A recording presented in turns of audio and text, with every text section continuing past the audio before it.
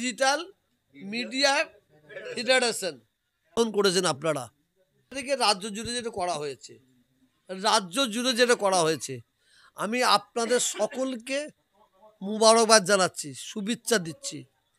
তার সাথে সাথে আমি আপনাদের অনুরোধ করছি, ওই কয়েকটা পাচাটা গদি মিডিয়া তাদের কাছ থেকে আপনারা দূরে থাকবেন এবং প্রতিবাদ আপনারাও করে যাবেন।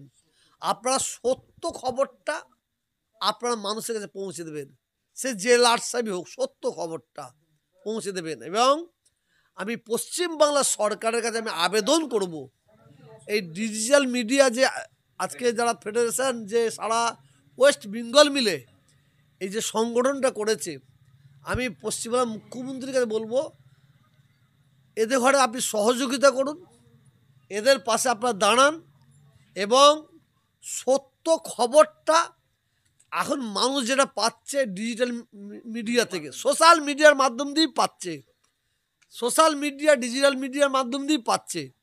কেন এখন কিছু কিছু বড় বড় ইলেকট্রনিক মিডিয়া হয়েছে, গদি মিডিয়া, এরা পয়সা কামাবার জন্য করছে।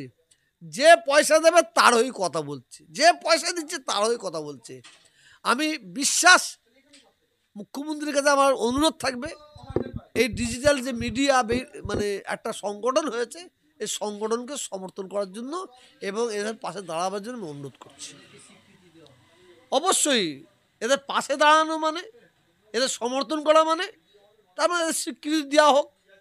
তো পশ্চিমবাংলার মুখ্যমন্ত্রী হচ্ছে বাংলার অভিভাবিকা। তা আমার মনে হয় আজকে এই সোশ্যাল মিডিয়ার মাধ্যম দিয়ে আপনারা যে বাংলার কত দাঙ্গা রুখেছেন বলে বোঝানো যাবে না।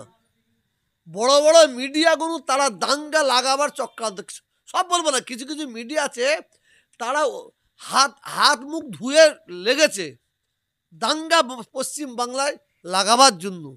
আর আপনাদের মতো সোশ্যাল মিডিয়া তারা তাদের প্রতিবাদ করছে।